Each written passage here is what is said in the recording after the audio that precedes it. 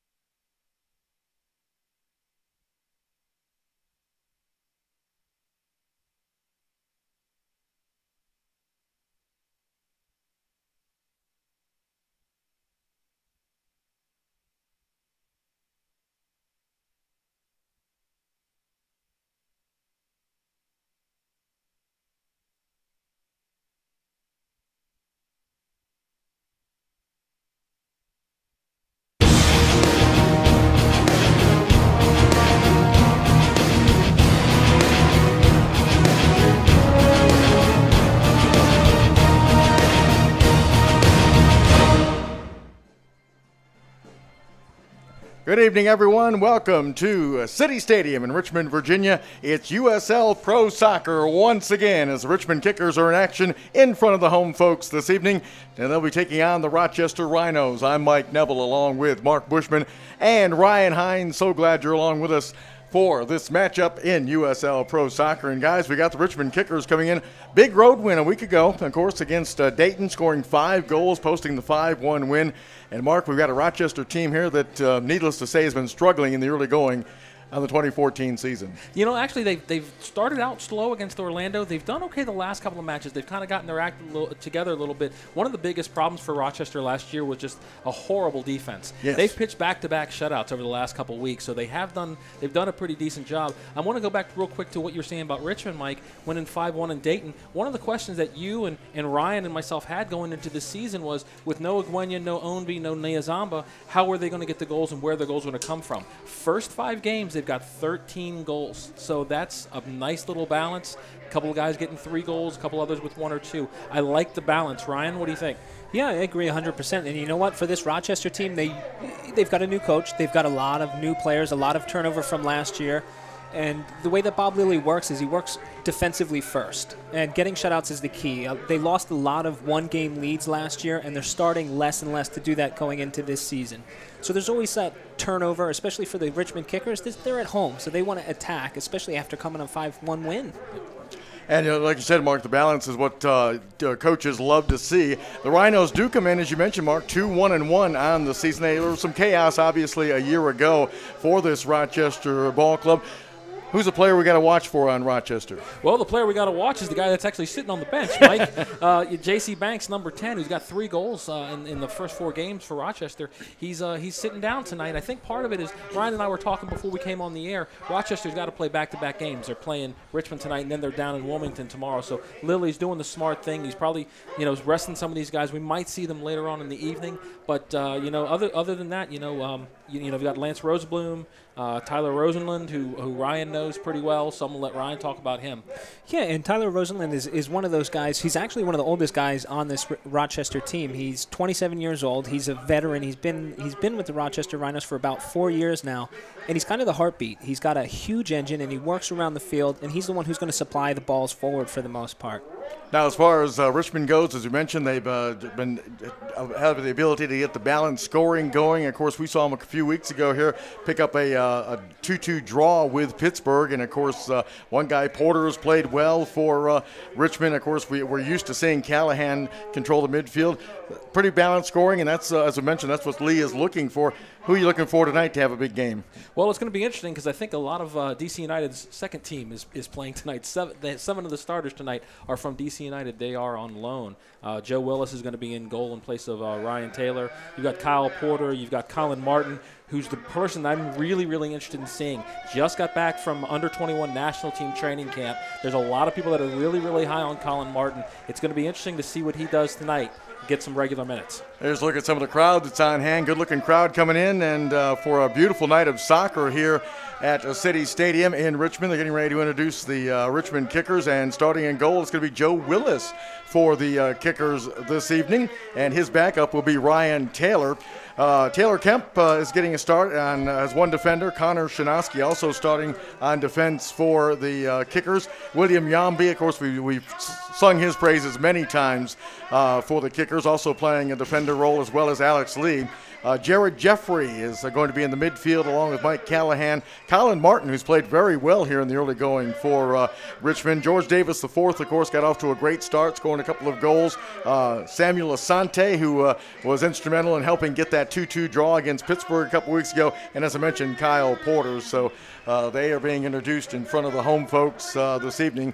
And Rochester, as you mentioned, Mark, coming in with some pretty decent goalkeeping. And they're led by their goalkeeper, Luis Softner, who's played well for Rochester, and he will be the starting goalkeeper tonight. He's the starting goalkeeper tonight. And again, though, it's one of those things where he's played well, but John McCarthy is the guy who's gotten the back-to-back shutouts. So it's really interesting. It's nice that Lily has some depth. I know, like I said, as Ryan said earlier, didn't have a whole lot of that last year. They're a little more balanced this year. So you've got two good goalkeepers, comfortable starting either one of them. And Hoffer will get a start on the defense as well for the Rochester Rhinos, who, of course, are coming in, as I mentioned, with a 2-1-1 mark here into City Stadium as the Kickers and Rhinos will square off. And we're going to take a little break. We're going to come back, and we'll have the opening kickoff and introduce the referees and the assistant referees for you this evening from City Stadium in Richmond, Virginia. It's USL Pro Soccer. Stay with us.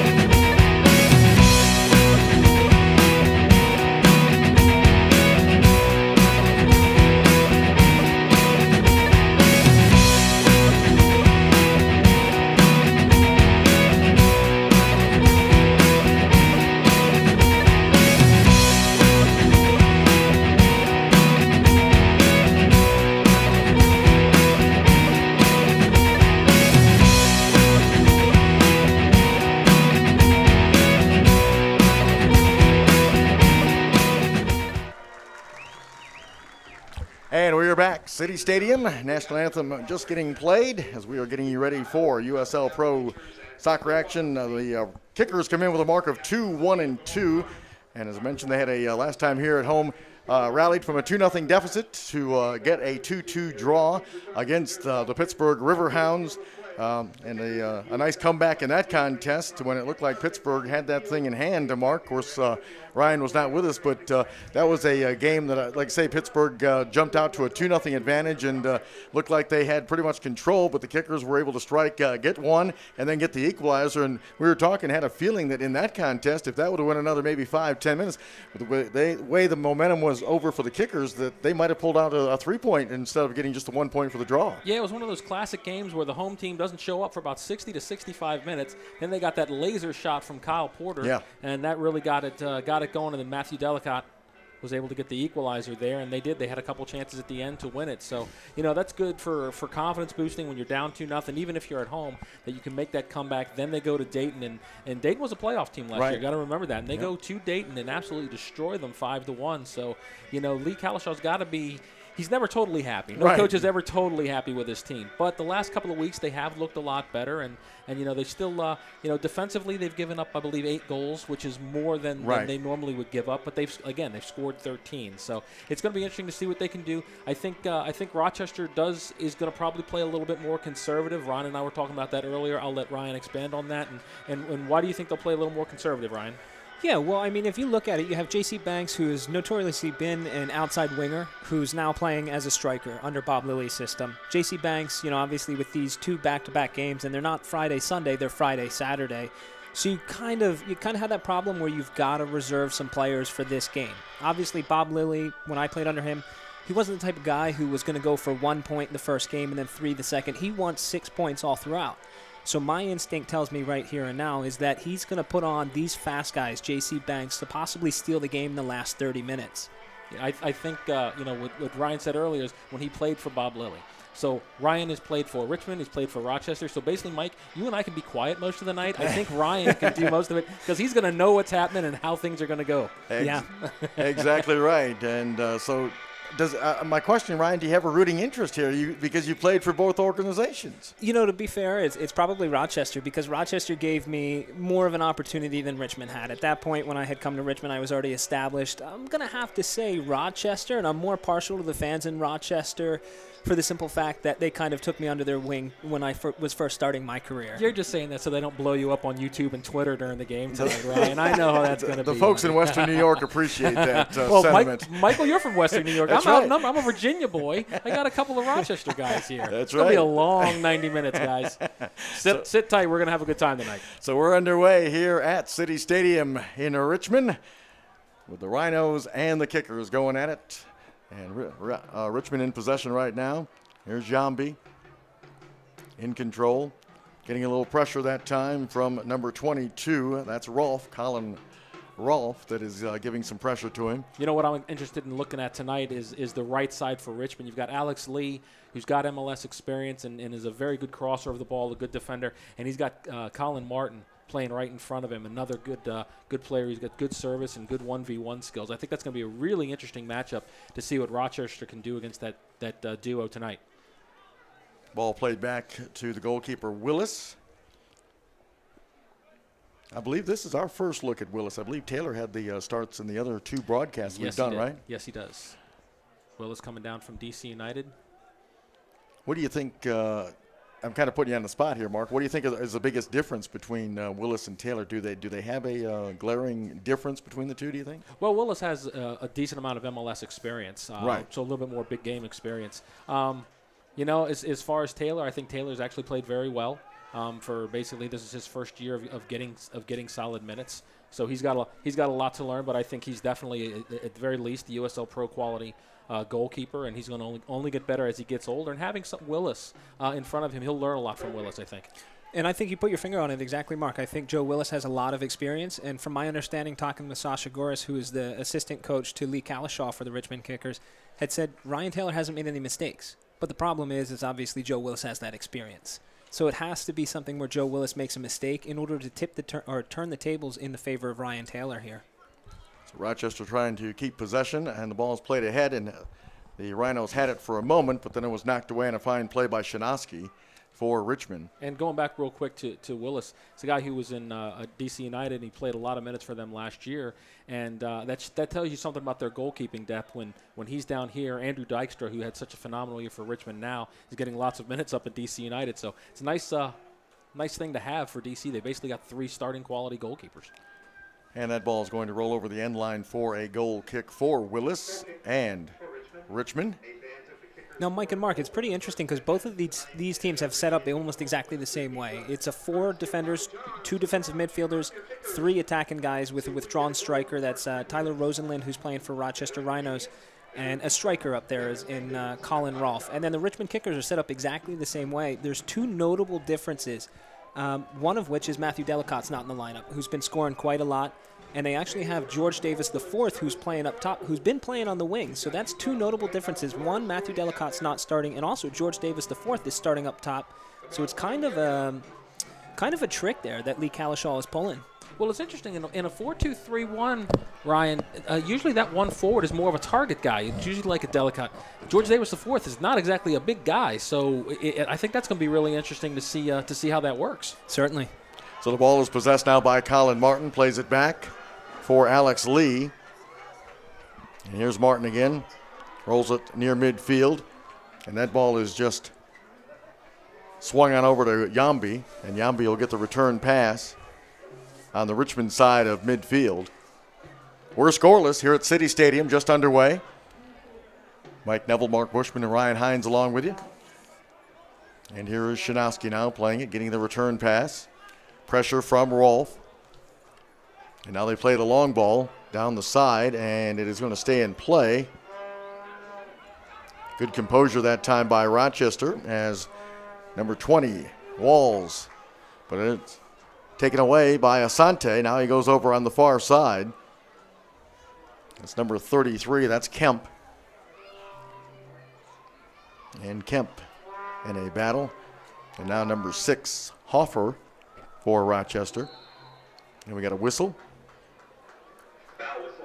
And a foul on the Kickers.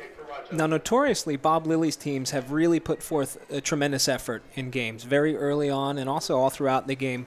Bob Lilly has a way to manage players to make sure that he gets the fullest out of them.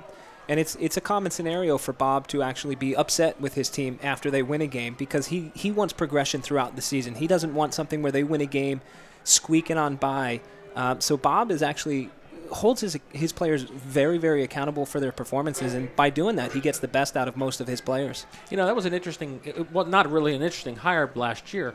You know, they had Jesse Myers, who used to be the assistant coach for Richmond. He went up to Rochester, and unfortunately, because of the results, he was let go. And they brought in Bob because Rochester has such a great history, Ryan and Mike, of success. And you know, it's one of those things where Rochester's an organization where, you know, finishing second is a disaster for them. So, certainly. So, you know, you get in a guy like Lilly who's won several championships, did great up in Montreal for a couple of years. He's been all over the place, and so it's going to be really interesting. He's shaped the roster a little bit differently. Curious what he's going to get out of these players. He has, and I'll tell you, back when I played for Bob, I had played for Rochester for 1 year previous under Darren Tilley. Bob Lilly had come in Rochester at that point and had completely redone the roster. He only had 3 players that he kept on the roster.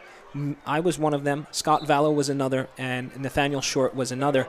Bob is notorious for coming into a program and completely overhauling the roster. And what he's typically done is he brings in players that might be on the fringe of MLS teams. So he was almost starting this whole loan deal or kind of poaching players from MLS who were on the fringe before we had this loan deal in USL anyway. So he's got a couple players who were on the fringe. I know he's got an ex-Houston Dynamo player who really didn't play too many games. And that's typically what Bob does. Younger players who are hungry, who want to get back into the fold of MLS, and he helps them do that. So Richmond in possession. You mentioned, Mark, about Rochester. There was several years ago, there was talk about maybe Rochester becoming a member of MLS. They were drawing great crowds, and but that talk has certainly simmered down somewhat in the last few years. Yeah, MLS has so many cities wanting to get teams right now. It's amazing. They the league only wanted to go to 18, and now they're looking at 22. Then they want to go to 24. You know, Rochester's. You know, when they were talking about MLS, I thought it was a good idea at the time. But when you look at the soccer-specific stadiums and the crowds and the markets and stuff like that, that's MLS was looking for a little bit bigger. But Rochester, just such a great history of soccer, and it's always enjoyable to watch them play and to see their fans. They've got such a great fan base. Here's Rolfe now getting the turnover with good hustle back that time by Shinowski. And now he'll play it over on the far side to Kemp. And Kemp rolls it over to Jared Jeffrey. Mike Callahan got pickpocketed there by Lance Rosaboom, and that could have been very, very dangerous. And that's what you typically see out of Bob Lilly teams. They sit back a little bit. They do put high pressure on at a certain point, but when they do, they put very, very high pressure on, and they pounce on mistakes. Here comes the long ball again down the side, and Lee heads it into the middle, but Rochester is there to clear it away, trying to hook up with Rolfe, and now Yambi will just nudge it over to Shinowski. And Connor Shanowski's got all kinds of time. And Yambi and Chinaski have played a lot of minutes together. So it's not like they're having to get used to playing together. They've got a lot of minutes last year for a Richmond team that was arguably the best team in the league. Here's Jeffrey up ahead to Callahan. Callahan rolls it over. Now played back to Shanowski. And here is Jeffrey over to Yambi. Richmond trying to build the offensive attack here on their side of midfield, but Rochester comes up with a steal. And the Rhinos in possession. Ball played on the far side over the sideline, be a throw in for the Kickers. This is the first of 2 straight home games for Richmond. The Kickers will be right back in action a week from tonight, another Friday night matchup. And I was trying to... I was going to ask you who they playing, Mike. I don't have the roster. They're playing somebody. They're going to play a team. So I guess I wasn't prepared for that, was I? Well, you showed up 5 minutes before kickoff. Mike. Well, you know. Stupid traffic. Us prima donnas, we got to show up at the... Here's the ball played over to Lee, and now he'll play it back to Shanowski. Hey, they play Arizona United SC there, Mike. That was who I was going to mention. And that is an interesting story there. We'll be talking plenty about that next week, about that. It's been a little crazy in that organization in the last few months. So here's Asante dropping it back. As again, the Kickers. Asante went down, no call. Here's a play ahead for Rolfe, and he's kind of shunned off the ball nicely by Shanowski. And that was an excellent challenge by Kyle Hoffer there to step up, and you can see what he was trying to do. As soon as he wins that ball, he's trying to look for Colin Rolfe. Possibly that the Richmond Kickers weren't ready for that Route 1 ball, and it was actually a good idea to try to do that. So here's Yambi playing it back to Willis. Willis will just nudge it over to Shanowski. We're scoreless. Just about 10 minutes into this one, unofficially. Here's Yambi taking a look. Now he's going to try the long pass ahead for Asante, and Asante's not going to win a lot of 50-50 balls, to be honest with you, with his size. He certainly isn't he? But they did get the throw in. And here's Callahan. Rolls it off to Martin. Back to Callahan. Or excuse me, that was number 34 that nudged that over. That was Jeffrey for Richmond. And here's Asante. Tried to get the drop pass back to him, but it was nicely read that time by number 44. And you can see Rochester's really trying to conserve their energy defensively. They're trying to suffocate the Kickers. Try to play through us is basically what Rochester's saying. When you try to do that and you make a mistake, we're just going to go. And we're going to flood forward. Yeah, you're exactly right, Ryan. What I've noticed is that Richmond, they haven't had any problem with Richmond letting them go play the back pass or a square ball. But anytime they try to move forward, that Rochester defense has just been smothering them so far. Kyle Hoffer with the free kick, and he drilled it right to a kicker. Callahan goes down, no call. Now there's a whistle as Rolfe is guilty of the foul. Now, Mark, in a situation like that where Rochester's going to sit back, the ball has to move quickly. And that's what Richmond's not really doing right now. They're taking 2-3 touches on the ball, too many touches, or actually dwelling on it a little bit too much. When you move the ball quicker, then Rochester's going to get caught out. And a main culprit right now has kind of been Mike Callahan. He's been slowing the game down a little bit, and he's just got to get in a little bit more of a rhythm where he's playing 1 and 2 touch and keeping the ball moving as quickly as possible. Here's a pass ahead for Asante as he challenges. Nice defensive play that time by the Rhinos.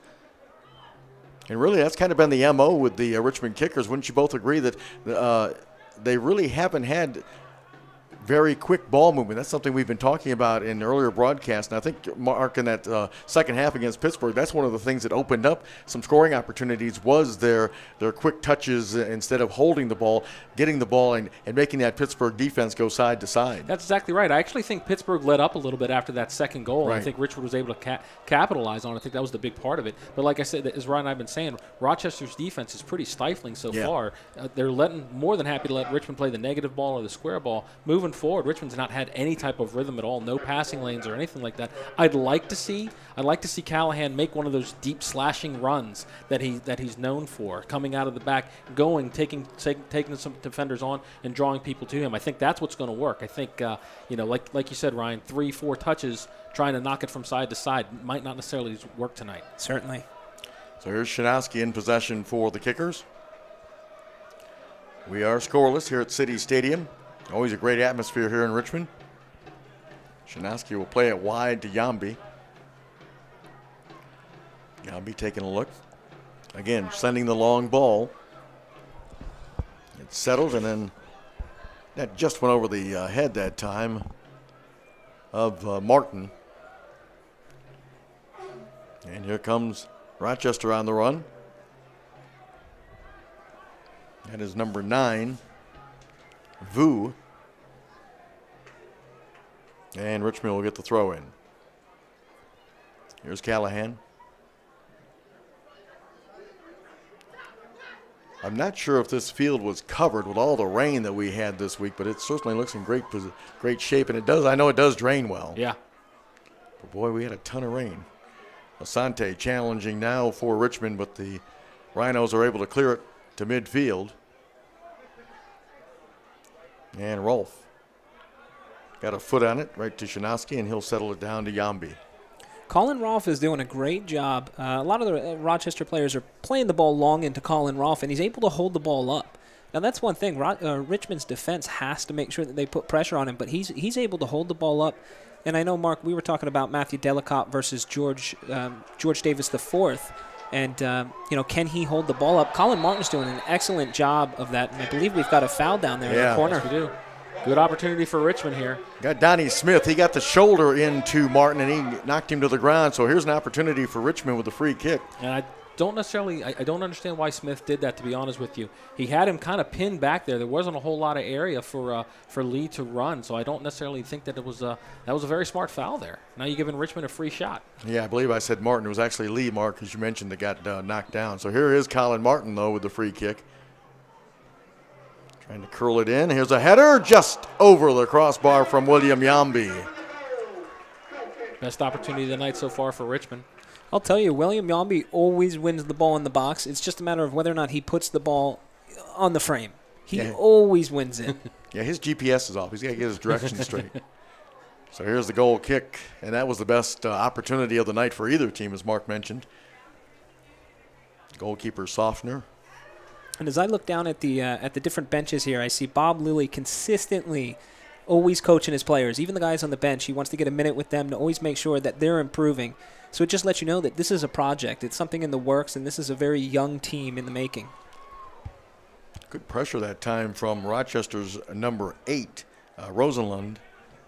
But Richmond comes up with the ball, and will try to counter now. Here's Martin dropping it back.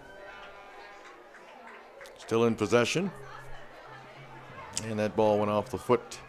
That was unfortunate because he had a lot of room. He had about 10, 15 yards in front of him to work with, and that's what they've been looking for.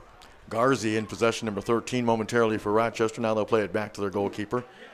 As number 20, Walls, drops it back to Softner. No score, City Stadium, Richmond, Virginia. Here's Yambi laying it over to Shinowski. Shinowski's got some time. Now he's getting some pressure. And again, he'll send the long ball. Trying to hook up with George Davis IV, and George Davis is going to settle it. Rolls it over. Taking a look. I believe that's Porter. And that ball escaped, I believe, Callahan. And Richmond will have to regroup. Here comes Shinowski over center, the center line. Shinowski takes a look. He's able to slide a pass to Asante. And Asante to Lee, and that ball is going to curl over the sideline for a throw-in. The Rochester player went hard down on the ground. I'm not sure if he hit that wall or not, but he is still down. Yeah, I don't know if the referee, if the assistant linesman, if he was raising his flag for a foul or just that it was Rochester ball, but the referee came sprinting over from about 40 yards, so. And that wall is very, very close to the corner flag. And I believe that's number 44, Sasso, the left back. I'm not sure if he lost his footing. You know, obviously right there you do have asphalt, which sometimes the cleats on the asphalt have a tendency to slip. And it looks as though there's a couple concerned faces down there on some of the crowd.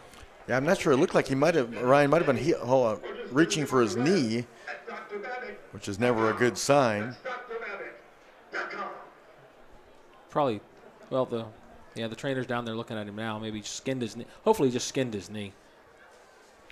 Like you say, that wall is very close, and now he's up, and that's good to see. He is walking off under his own power. Well, you can tell it was a little scary injury because the Red Army that was down there, they didn't taunt him or anything like that they're known for. They gave a nice round of applause. But no, Ryan's exactly right. That's a little slippery area down there, and that's why they got the light pole down there covered in padding now. They didn't used to have that. It was kind of a swim at your own risk type deal. Right, exactly. So Rochester with the free kick after that incident in the corner. And it looks like Sasu is going to come back in momentarily. So that's good news. Rochester trying to maintain. There's a foul. You know, Mike, I was getting ready to say, coming up on the 20th minute here, and they're really, to be honest with you, there hasn't been any type of a flow to this game from either team. It's a lot of just knocking it around, but nobody's really done anything outside of the Yambi header off the set piece. There really hasn't been any free flow to it. Just knock around and some fouls and stuff like that. So both teams are honestly a little sloppy going in so far. Rochester now trying to build some offense. Ball put into the box and just headed over that time. The attempt from Donnie Smith. He thought it went off the Kickers defender, but it'll be a goal kick for Richmond. So that's Rochester's best opportunity.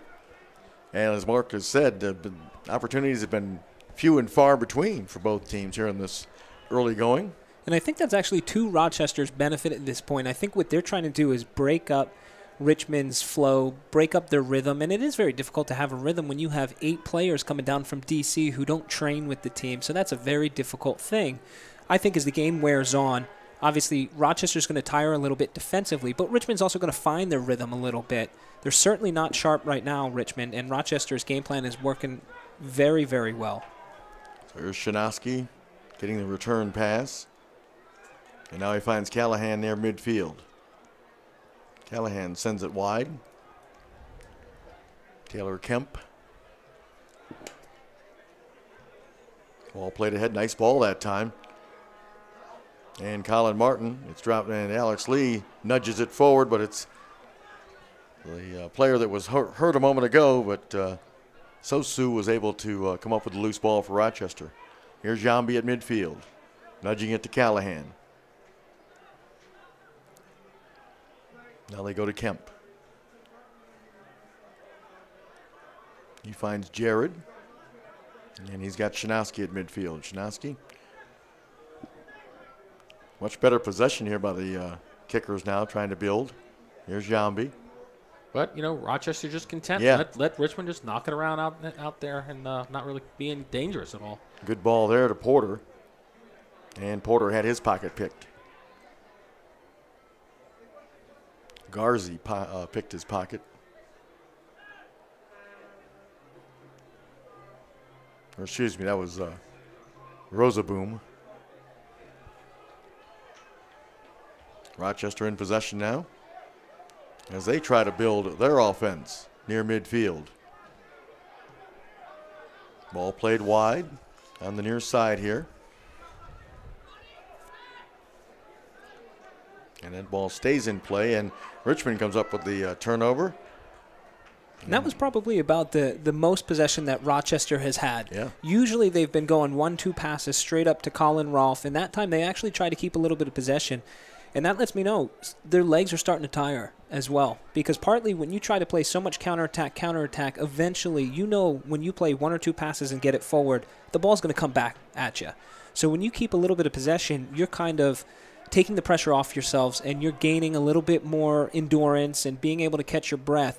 And that seems as though what Rochester's doing is they're putting their foot on it, they're willing to bring it back and keep a little bit more possession of the ball than just 1 or 2 touches and go forward. So, Ryan, is that something the Kickers pick up on as well, that maybe they are getting a little tired? That's why you think in the back of their mind they're saying the same thing? You know, I think it's easy for us up here in the commentary booth to kind of have a look at that. I don't think the Kickers in the ebb and the flow of the game will actually realize that. But I think what they will start to realize is that Rochester's starting to get into this game just a little bit more. They're starting to get a little more confidence. A lot of guys are starting to get touches on the ball as well. But I'll tell you, as Rochester gets these touches on the ball, they start to push forward, and then they also become susceptible on the counterattack, which is one of Richmond's best parts of the game. Here is Rochester in possession. The ball rolled over. Nice ball. And still possession. And Yambi was able to make a defensive play. Nice tackle by Yambi. And I believe they're going to say it's a corner kick. It's almost an art for a center back to be able to go down in his own box, slide tackle, and make sure that he doesn't give away a penalty or anything to that extent. Even the corner, for that matter. Certainly. That was McMahon for Rochester, Pat McMahon, who came up limping a little bit, but it looks like he's okay. I think it helps having Yambi, who is arguably the best defender in USL Pro over the past 5 years. I think so. If there's anybody Lee has confidence in doing something like that, it would be Yambi. Well, go ahead. Excuse me, sorry. USLProSoccer.com. Scores, stats, news, and more exclusively on USLProSoccer.com. All right, Ryan, go ahead. Sorry, Mike. Mark, well, I'll tell you, as far as when that happens, if he gives away a penalty, he's the worst player on the field in Lee Calishaw's mind. But if he prevents them from scoring and no corners, and he's the best player on the field. So it's a very wide spectrum with defenders. There's Rochester inside, just outside the 18, I should say. And now Asante comes up with a loose ball. And they will try to make a counter run here. Good defense that time. That was number 6 that made a nice play, Hoffer. Yeah, Hoffer did a Real good job. Challenge. Yeah, he stopped that counterattack. Richmond had 4 guys going forward. And a foul is whistled against Shinoski. As number 8 hit the deck. That's Rosenlund. And he's still down. And that little play there from the Richmond Kickers, Rochester starting to push forward with the possession. That's where they can counter. And I'll tell you, that's exactly what Rochester was trying to do to Richmond. You have all the possession you want, put your players forward, and as soon as we win it, we're going to go forward because you're too far. So you can see again that is number 8, Rosenlund, still on the ground. And again, another nice crowd on hand for the Kickers. Richmond is looking for their second straight win after that road win in Dayton a week ago, 5-1. And that's good to see Rosenlund up. He's not too happy about getting bumped. Looks like that's also a scary situation in the back when you're dealing with the back. Coach Lilly there. So it'll be Rochester with a free kick. And the ball is played back to Walls. And now off to number 6, Hoffer. Ball played ahead for Rolfe, but Yambi was there to take it away.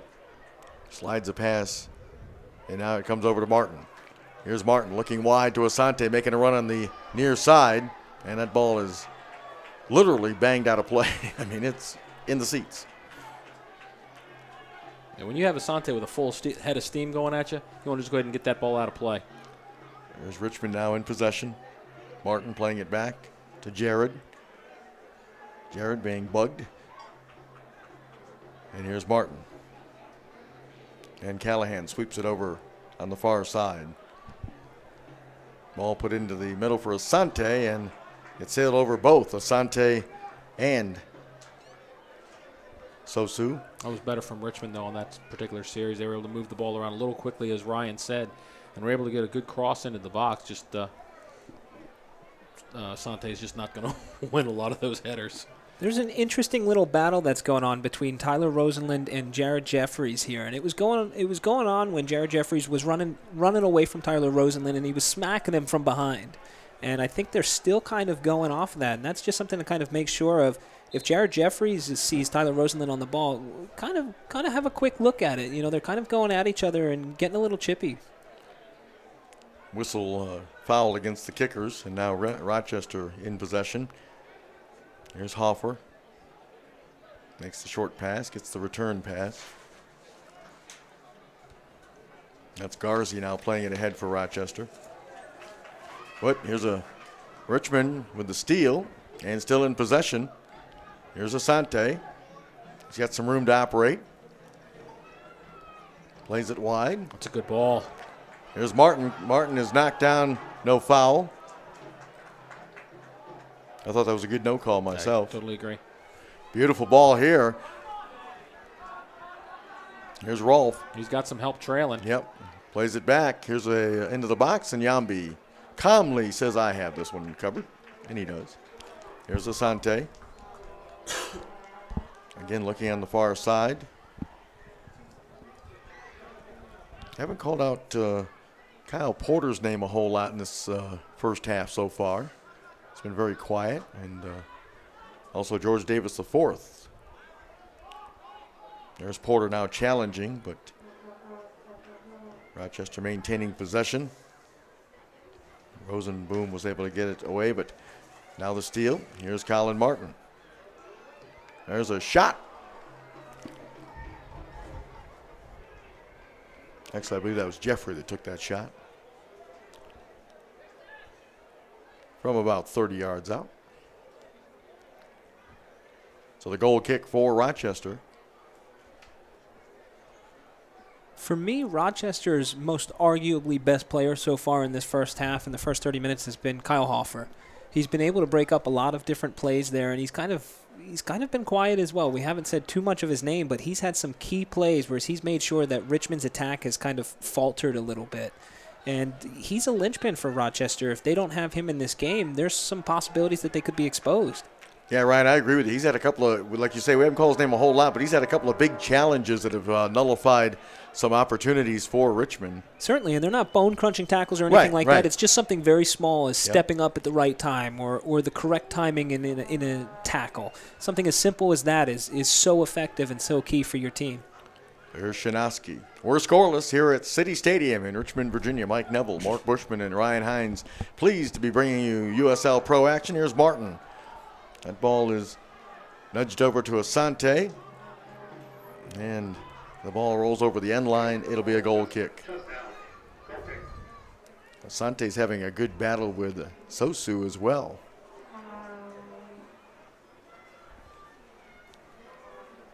Softener now with the goal kick. I'd like to see Alex Lee get the ball a little bit more in moving up into the attacking third. He's got that great crossing ability. Hasn't really been able to leave his spot a whole lot, I guess, for fear of the counterattack there. So Softener with the goal kick for Rochester. That ball is flicked down the side, and Shinoski takes a couple of looks over his shoulder, says, I've got time to settle this one, and he does. And he'll gently play it over to Willis in goal. Both teams have had about one really good opportunity. Yambi's header going over the crossbar, and then Rochester had an opportunity as well. It was from number 11, Smith. Other than that, a lot of the play has been in the midfield area.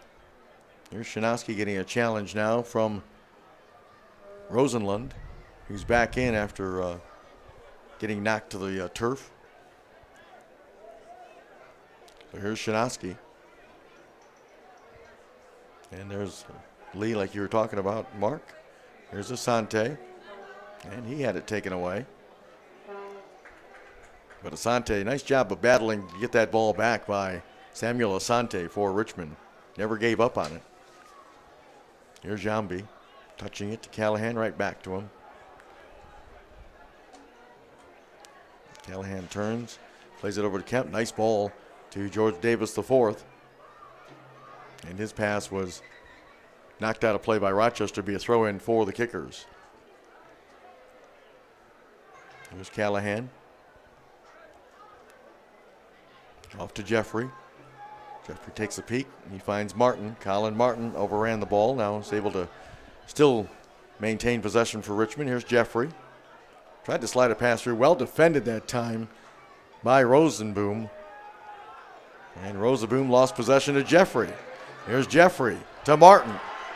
Martin in the box with a shot. Oh, a great save. George Davis IV trying to pounce on the rebound, back and a shot. Another good save.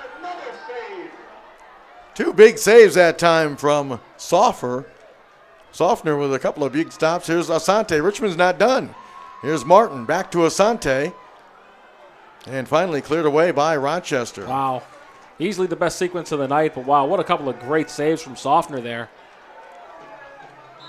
And Rolfe draws the foul, and a yellow card is shown to Shinoski. Yeah, that had to be a yellow card because he was grabbing him. That's robbery in some parts of the country. And that's what Colin Rolfe's in there for. He's in there to kind of give those two defenders, the central defenders, Yambi, a headache for the most part. And going back to that play, what a play by Soffner in the back as a goalkeeper. Colin Martin gets the ball in probably about 12 yards out, and he doesn't necessarily sell the fake with his right foot to the defender, but it opens up a little bit of that back corner, and Soffner made a great save. Outstanding save, and then comes up with the reflex save about 5 seconds later. Yeah. So that's really that's talent for a goalkeeper to compose yourself after getting down on the ground to get that save, get yourself back up and ready for the rebound. That's outstanding goalkeeping from Soffner there. Certainly, and the interesting thing was it came from a mistake by Lance Rosenboom too long on the ball. Yeah. And this is what's going to happen between these two teams. They seem like they're both kind of counterattack teams. Richmond hasn't been able to break down Rochester on the pass. And it comes from a quick counterattack where Lance Rosenboom loses the ball in the final third. Here it is again. Look at that save there with the right hand. And now, right here, I believe that's Porter that gets that shot away. Yeah. Just a tremendous effort. Great job by our crew to show the replay for you. And we had a foul against Asante, and the Rochester player is still down. And at this point, I think Bob Lilly is benefiting from competition between two keepers. He's got two guys. Between the two of them, they've played the 4 games. Soffner's played the first 2 games. And then you also have the guy who's on the bench at this point, McCarthy, who's played the past 2 games. So he's got a little competition going on between these two. And that also partly betters all the players. You have somebody like Joe Hart at Manchester City who was complacent and wasn't playing very well. Well, when he has competition, he's got to make sure that he plays very well every single second of every game. That was Mike Garzi, the Rochester player who was briefly injured. He is up, and he's trying to walk it off. So here's Jambi. So 2 glorious scoring opportunities for Richmond, but the goalkeeper, Soffner, with a pair of great saves, one with the right hand, and then, as Mark mentioned, the reflex save on the follow-up shot from Kyle Porter. Very easily could be 1-0 at this point. Yep. Here's Martin with Garzi shadowing him. Ball rolled back to Yambi. City Stadium, Richmond, Virginia. Beautiful night for some great soccer action. And Asante flicks the header, and it is settled by number 20. That's Walls. He'll play it back to the goalkeeper, and he'll probably kick it over the sideline. And who said that Asante would never win a head ball? I believe it's Bushman. I don't want to point out names. Every once in a while. Well, Alex Lee didn't think he was going to win it because Lee actually pinched in to help him, and if Lee had stayed where he was, he would have won the flick on from Asante. So here's Shinoski. I see things. And Shinoski will play it over to Yambi.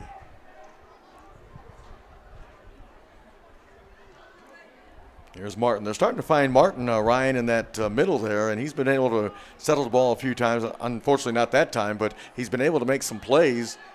He has, and he's the guy who's the key for the Richmond Kickers. You know, as I was mentioning before, the Richmond Kickers are technically more of a counterattack team. Right. If you want to kind of change their structure into more of a possession base, we're going to break teams down when they sit behind the ball, it's got to go through Colin Martin. He has the ability to do that. He has the creativity to do that. For Rochester, it's shut him down. For Richmond, it's find him the ball in pockets of space where he can kind of expose Rochester. Wall's pass went off a teammate's foot, and now it's Richmond now trying to counter. Here's Lee. Off to Jeffrey. Jeffrey looking for some help. Dancing away from the pressure from Garzi. Now to Shinoski. Over to Yambi.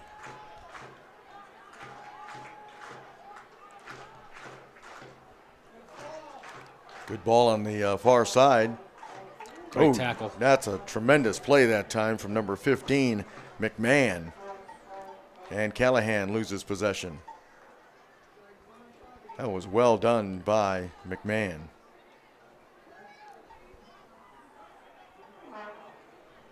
Vu had it for a moment for Rochester. As again, they are knocking it around. Still in possession and now almost turning it over. That was very dangerous. So here's Rochester with possession. Goes back to Walls. Walls trying to hook up with Rolfe, and Richmond now wins that 50-50 ball as Jeffrey maintains possession for the Kickers. He's pushed once, pushed twice. There's Roseland again. Yeah. As Ryan said, they have a little bit of a battle. That was just another one there. So here's Jambi. Taylor Kemp. He's got time to survey the field. Ooh, tried to squeeze a pass through to, I believe, Callahan from Martin, and that just missed. And now Shinowski backpedaling and is able to chest the ball down. Good idea a moment ago by Colin Martin, but it just failed to hook up with Mike Callahan, who was on the run.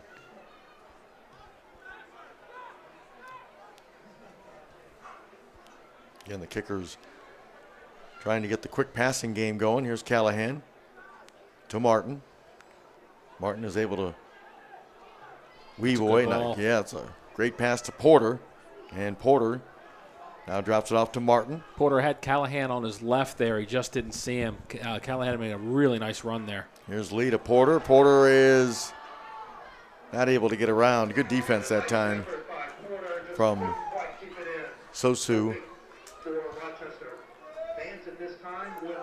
Goal kick now for the Rhinos. I've got to say, what's the most interesting thing about Bob Lilly coming into Rochester is he completely overhauled the entire roster. You know, and they not necessarily had some poor players last year. They just had poor results. They weren't able to hold wins. They lost a lot of leads. And one of the players that I was surprised to have seen left from this Rochester Rhinos team was the MVP last year, Danny Earls, who's now actually gone to Pittsburgh and is kind of a pivotal player over at Pittsburgh. But I was surprised to see Bob Lilly let him go. So here's Lee with the throw in. Off to Shinowski. He plays it to Jambi. Well, you know, Ryan, you know, when you get a new coach or new general manager or something like that, they usually have their guys that Absolutely. they have in mind, and you're going to see that. Well, absolutely. In that left back position where Danny Earls has played, and you have Sasu down there who's done a very, very solid job for the most part at left back. I actually thought that might have been a corner kick. The Richmond fans thought it should have been called a corner kick.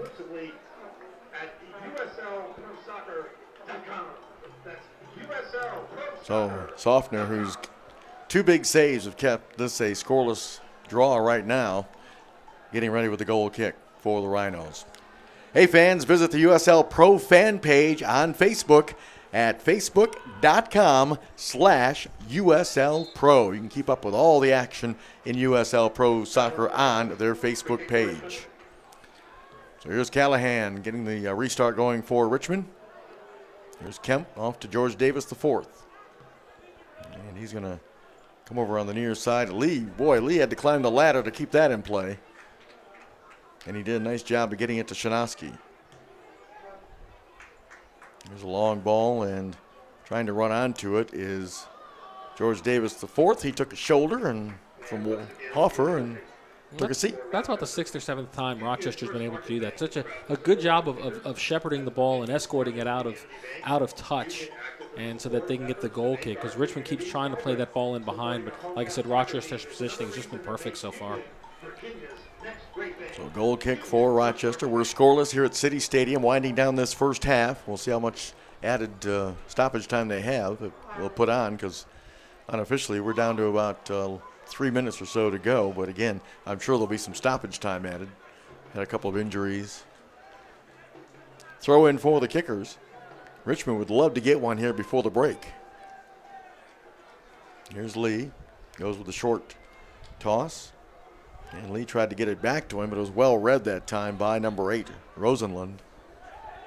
And Asante and Rosenlund, you got a great look at it right there as they were exchanging pleasantries. Yeah, Rosenlund's he's finding himself in a lot of the action and the incidents with the other Richmond players. Into the skirmishes, I like to say. You've always got to have that player, though. You really have to have that player who kind of frustrates the Richmond Kickers. Is that normal for him, Ryan? You know him. Not really. To be honest, not really. He's the designated agitator tonight? Yeah, usually he gets under people's skin because he's working hard and he's kind of nipping at your heels, but not necessarily because he's tenacious and he's always going to want to fight somebody on the field. And Ryan, from being a former player, how difficult is that to maintain your composure and not retaliate? Because we've seen it happen sometimes. There's another whistle and another foul. But it's got to be very difficult as a player to kind of hold back your emotions. And that really separates sometimes, I don't want to say superstar, but the really good player from the average player who sometimes can't do that. It's true. It's very true. But you know what? It really depends on your personality as well. But you have players like Roy Keane, who was a phenomenal player, could never hold his temper, but was an exceptional player. Sometimes it's good for you. And what about you? Could you hold your emotions in? Yeah, I mean, for the most part. I don't think I ever saw Ryan commit a foul, actually. Why is he winking? Come on. Why is he I don't winking? think I ever saw you commit a foul, Ryan, I swear. You must not have been watching the games. Maybe you just weren't playing at the ones I was in. What's he going to mail you a check or what? Here's Lee for Asante, and that ball over the sideline, and it'll be a Richmond throw-in. And that's much to the chagrin of the Rochester bench. Here's Lee. Ball squirts free to Martin, but there's a whistle and a foul. I'm not sure if they got Garzi or number 8, Rosenland. I think they got Roseland again because he keeps putting his hands up and saying stuff. So Here's Callahan. he does have to be careful, though, because he's been involved, like I said, in a couple of different altercations and said a couple things to the ref. Eventually, he's going to probably have to get a yellow card at some point if he doesn't keep his nose clean, I guess. Whatever he's saying to the referee's probably just laughing. He's Canadian, and he's got a very, very thick Canadian accent. There you go. He's probably saying a lot of A's. Walls was able to go over the back of Samuel to retrieve that ball for Rochester. And that ball is going to be settled by Lee. And Alex Lee tried to hook up with Martin. A little miscommunication there. Here's Shinosky. Down he goes, and no call. Shinosky's furious. He thought he was. And, of course, the Richmond fans vehemently disagree with that call. And, well, we got a foul. Oh, now it's a foul against Richmond. Well, the Rochester player ran into the Richmond player and got flattened. And Asante has just drawn a yellow card. That's an interesting call. I'd like to see the replay on that. Well, you could actually see what the referee was doing was he was pointing to all the different areas on the field that Asante had been late or had committed a minor foul. So at this point, he says, listen, you've got 1 over here, 2 over there, 3 over here. Let's just kind of stop this now and give you a yellow. So No, I think. Go ahead. I'm sorry, Ryan. No, I think what he's trying to do is make an example of Asante at this point because there's a lot of little chippy fouls that are going on around the field, and I think he's trying to put a stop to it by just giving somebody a yellow card. My only problem there is I wasn't sure it was a foul on Richmond. Certainly. And George Davis IV almost kept that in play for Richmond. It'll be, well, they're going to say it is a kicker's throw-in. They're going to back him up. 2 minutes. Stoppage time. 2 minutes is what we've been told as far as stoppage time goes. No score in this first half. And this is exactly what Rochester wanted to do, was wanted to get into halftime at 0-0. And, you know, for Lee Calishaw, personally, I don't think his team's done enough out there to really break down the Rochester. They had one chance. You can say they've technically had 2 chances, but they were the same rebound. It was right. 1 shot and a rebound. And you know what? That's not good enough for this Richmond team at home. Rochester's frustrating them. Rochester's taking the bite out of this game and the sting out of this game by just playing very, very content. Let's keep the ball. And I wouldn't be surprised if Rochester in maybe the 60th minute throw on some subs to possibly change this game and up the tempo a little bit. Quick ball into the box, and Yambi's able to clear it. That cross came from Donnie Smith for Rochester. And now possession from McMahon. Rochester with a little threat here towards the end of this first half, but Jared was able to nudge the ball away. Now Richmond clears it. Here's Martin keeping it in play. Trying to get a quick counter here before the whistle blows. Here's Callahan. Good strong ball over to Lee. Alex Lee making a run on the near side. He's got Asante right next to him. He rolls it to him. Right back to Lee. Lee settles. Right back to Asante. Asante takes a look, now puts it into the box, and it's nothing but Rochester Rhinos on that one. Here's the ball played wide. Richmond still in possession. And that ball's headed away. And that's, I was just going to say, I thought that should do it for the half. So a scoreless first half. Not many scoring opportunities. Richmond had the best, of course, but that young man right there, the goalkeeper, Softner, came up with 2 huge saves, one with the right hand and then the follow-up, the save on the follow-up attempt from Kyle Porter. So nothing. Quick thoughts on this first half? Very sluggish game, I think, from both teams. But as Ryan said, I think this is exactly what Rochester would like. It's a very slow game. The crowd is not really into it. Richmond has 2 shots on goal, as Ryan said, from that same area. Rochester doesn't have any shots. You saw the saves there that we were talking about from the goalkeeper, Softner. Ryan, how about your thoughts? Yeah, I mean, I think this is exactly what Bob Lilly's wanted to do. They've nicknamed him, some fans in the past have named him Boring Bob or Bunker Bob. And to me, I think it's his tactic. Sometimes he wants to come in away from home, sit back a little bit. In the second half, he'll kind of let it open a little bit. He'll go into halftime and he'll kind of rip into his team a bit because he doesn't think they've done enough. But to be honest, I think they've done enough to frustrate Richmond at this point. Well, Bunker Bob's Rochester Rhinos are right now in a scoreless draw with the Richmond Kickers at the half. We'll take a break. We'll come back, and we'll have more of our coverage of USL Pro Soccer from the city of Richmond, City Stadium. Stay with us.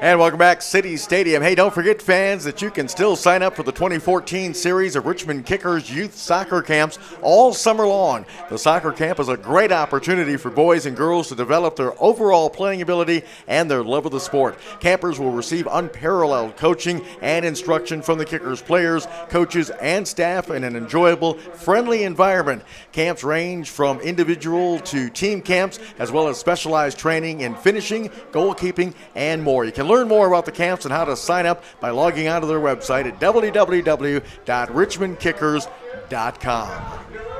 The broadcast of this match is authorized by the Richmond Kickers. Any rebroadcast, retransmission, or other use of any image, sound, account, or description without the express written permission of the club is strictly prohibited. Tonight's match was produced for the Kickers by Tourbeau Sports Group, the official video production company of the Kickers. At this time, we would like to take a brief moment to thank some of our major sponsors for this 2014 season. They include the main jersey sponsor, Health Diagnostic Laboratory Incorporated, as well as YOGG, the official club's marketing partner. To learn more about all the sponsors for the Kickers, log on to the club's website. And again, that is www.richmondkickers.com. We would also like to thank the official apparel provider, Adidas, a sponsor of the Richmond Kickers. Be sure to grab your official Kickers merchandise online or right here at City Stadium on game days. And our next broadcast will be a week from tonight, as we'll be here at City Stadium, as the Richmond Kickers will be in action a week from tonight with a 7 o'clock start here at City Stadium. It is a Scoreless tie. We're going to be back. Coming up, we're going to have all the highlights from the first half as well as the second half kickoff. You're watching Richmond Kickers Soccer on YouTube.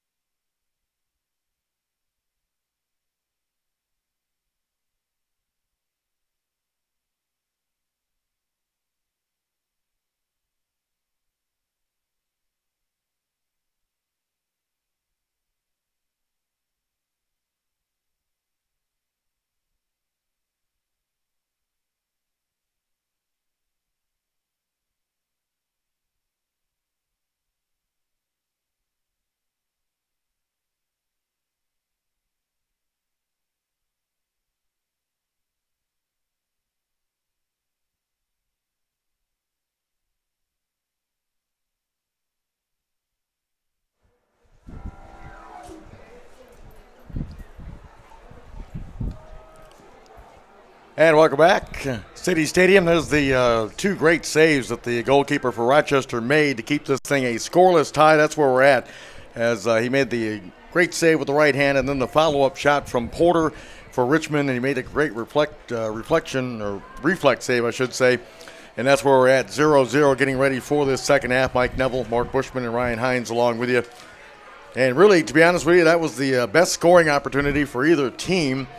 A lot of the play, as we mentioned in the first half of the broadcast, was in the midfield area. And Richmond had those two opportunities. They had another opportunity where Yambi headed it over the crossbar. Rochester had an opportunity as well, as number 11 for them. Donnie Smith headed the ball over the crossbar, but really not much opportunities for either team except for what we just showed you as far as the highlights go. And, of course, the Kickers, looking for, as I mentioned, during the first half, looking for their second straight win after a 5-goal outburst at Dayton a week ago. As you see, the Kickers, does not look like there's any substitutions. They're gathering around talking. And Rochester, of course, coming in here, with a record of 2-1-1.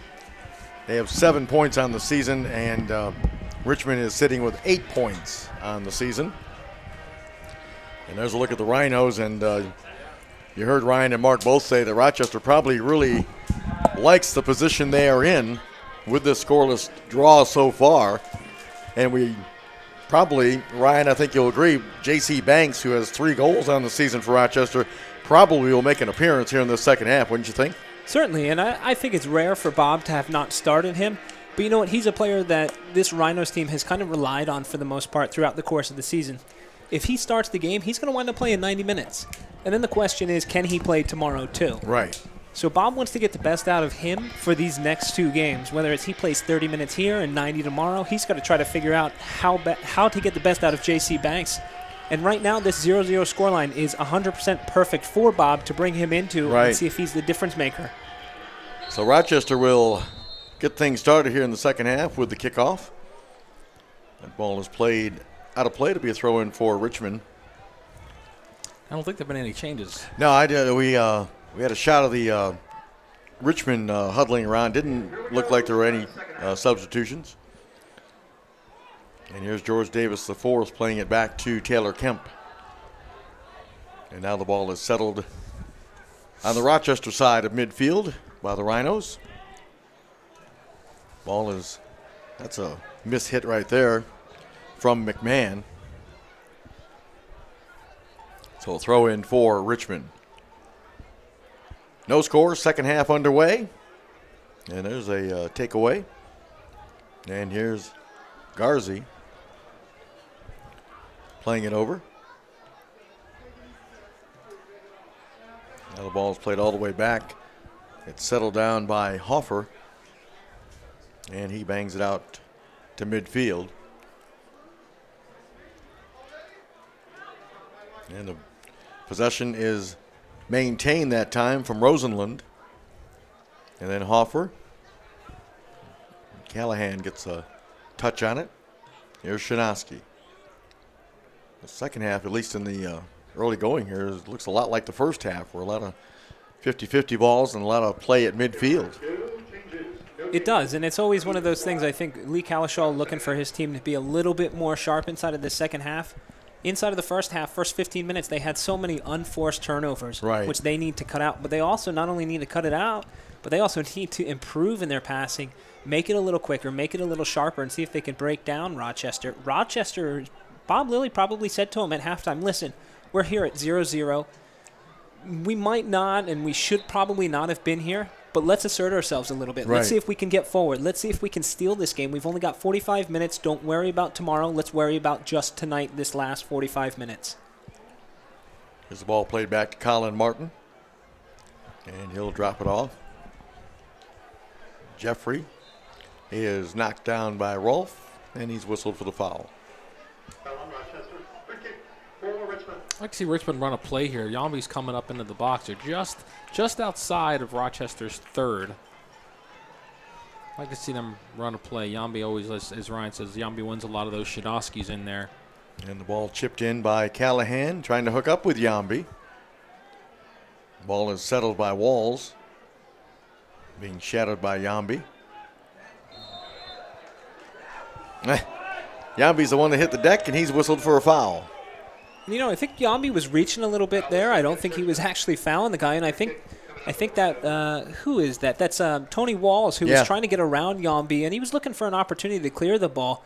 And by Yambi sliding a little bit, it kind of threw Tony Walls off, and I don't even think that's close to a foul. So it's Rochester now with the free kick opportunity to be the goalkeeper. Softner taking it. Still looking for our first goal of the night. And here's Rolfe. Rolfe battling, gets a shot away, and Willis, that's the first time he's really been tested tonight. He smothered that. It was nice by Rolfe to fight through what was probably a foul there from the defender from Richmond. So nice job of fighting that off and getting the shot off at least on goal. Absolutely, and what he actually did was he pushed it across Mike Callahan. So Mike Callahan either had to foul him or Mike Callahan had to slow up his run to make sure that he didn't foul him. And that's exactly what wound up happening. Rolfe with a nice piece of dribbling across the defender. Unfortunately, because he put himself in that position, Mike Callahan did foul him a little bit, that it threw him a little bit off balance for that shot. Kyle Porter tried to slide a pass on the near side, but it was cut off. And now Jeffrey goes off to Martin. Colin Martin drops it off to Callahan. Callahan takes a look, hooks up with Taylor Kemp. Kemp's got some space, still dribbling. Off to Callahan, getting some help. Now the ball's dropped back to Callahan, and Richmond will reload here. Yeah, it's like they hit the reset button. Yeah. It's happened about 15, 20 times so far for Richmond. Rochester's defense, like I said, has just been stifling. It's very difficult. They've got 10 men behind the ball, and it's very difficult in that short of a space. Rochester's trying to make it as compact as possible, and when they do that, it almost looks like that Liverpool-Chelsea game to a certain extent, where Chelsea's sitting behind the ball, and Liverpool's trying to find those open seams, and there just doesn't seem to be many open seams. The park the bus mentality, Ryan? I mean, I didn't say that. I did. Hey, if it works, if you get 3 points, that's what, or at least the draw on the road, it works, doesn't it? It's part of being a tactician. It's part of playing to your strengths and weaknesses. When you're on the road and you're playing a double header back-to-back, it's very difficult. Kemp with the ball into the box, and good decision by Softner to come off the line and make the play. Here's that opportunity for Rolfe, guys, a moment ago. And there he is fighting off Callahan's defense and then getting a pretty decent shot on goal. It was handled, it looked like pretty easily by Willis, but still. And that was their first shot on frame in this game. Here's Callahan. He's hemmed in, trying to maneuver away from the defense. Now it's played back to Shinosky. Over to Yambi.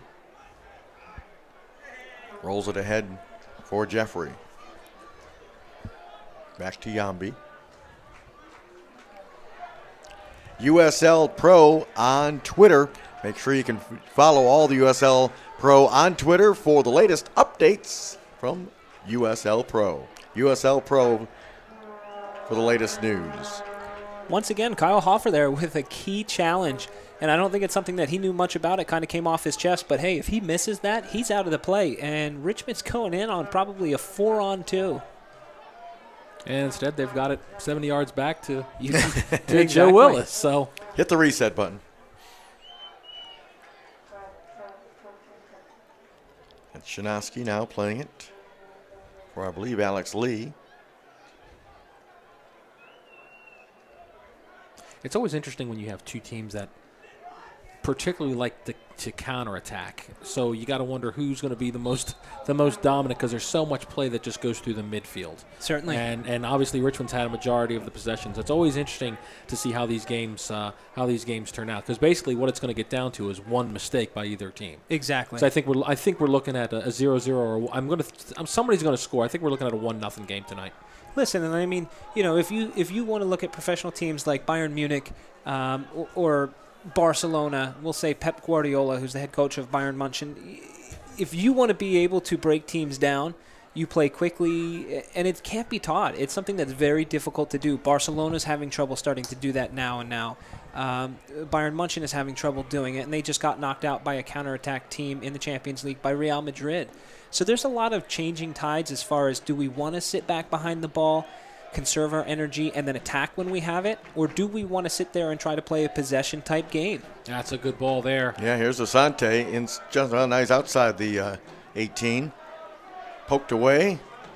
Good defense that time from number 17, Rosaboom. I think you should have forced the issue with there a little bit. There were Richmond players in the box, and a good turnover here. Here's George Davis the fourth. Rolling it for Martin. And Martin's cross is a little wayward. Hey, let me ask you, Ryan, you're talking about those type of tactics. They're not the most exciting. Do you think that hinders the game at all as far as progression or level of excitement even? Personally, no, because for me, if you're watching for that type of entertainment value, you're not necessarily watching for the right reasons. You know, it really depends on who you are. If you're a football purist, you're going to look at the tactics, because it's more like a chess game. Your tactics, how you come out, how you attack, how you defend. If you just want to watch for pure entertainment value, yeah, it kind of diminishes the game. But at the end of the day, do you think the coach on the bench really cares about whether or not you're entertained? Exactly. For me and for that coach, it's more about, hey, I want to win, I want to keep my job. And nowadays, when modern football involves so many sackings, so many firings for poor performances, and they're really not even poor, they're just below expectations. Right. So we had a couple of substitutions. Matthew Delicott is on for Richmond. Also, Luke Vercoloni is on, and he's also wearing the captain's band because he replaced Mike Callahan. Gotta love it when you can have two guys with that kind of experience and that kind of level of talent coming in off your bench. That's really nice. I'm curious to see what Bob Lilly's going to do to counter this. I don't even see. Well, I see one player starting to warm up now for Rochester, but that's it. And, you know, these are two great moves from Lee Kalishaw for the Richmond Kickers. You have Luke Vercoloni, who's just an engine back there. What he's going to probably do is slow down any sort of Rochester counterattack that happens. If J.C. Banks comes on, he's going to help plug the holes there. Matthew Delicott, obviously an ex-Rochester Rhino, and I'm sure most of the Rochester Rhinos fans down in, or I should say up in Rochester, are very, very familiar with Matthew. He's a target forward. They're going to look to play it in off his chest and see if they can make runs off of him, and especially set-piece specialist in the air. Here's Alex Lee defending for Richmond, and it'll be a goal kick. You say Vercoloni brings energy. You know, he's got a 2-week or 3-week-old baby. I'm not sure how much energy he has, right? But no, I see what I get what you're saying. Vercoloni and Callahan, I think, are very similar. I think are very similar players. Ryan, you know better than I would certainly on that. But I think so. There's no real drop off there. You know, like you said, get Delicott in there. This is the type of game I think where Delicott can have an impact, because you do need somebody up top that can win that ball and hold it and have the players run onto it. Because nothing's really worked for Richmond right now. Just trying to play through the midfield. There's nothing. Exactly. They can't get that final pass in there. And you start to wonder when Route 1, when very direct play up to Matthew Delicott is actually what starts to work. And it's something that Kyle Hoffer hasn't really been challenged on. And also Tony Walls hasn't been challenged on those direct balls. So put a big body in there. Let Matthew play it off his chest a little bit. See if he can link up play and see if they can counterattack that way. Vuamonago was fouled. The Rochester player was fouled by Jeffrey. And now it'll be a goal kick for Rochester. And as soon as I said Bob Lilly didn't have anybody warming up, now he's got everybody warming up. HDL Incorporated, the comprehensive testing lab based in Richmond. Health Diagnostics Laboratory. So a goal kick for the Rhinos. Find out how a simple blood test can make you aware of your total health. The Kickers are proud to wear HDL ink on their We're still scoreless. City Stadium on a beautiful Friday night. And there is the goal kick from Softner.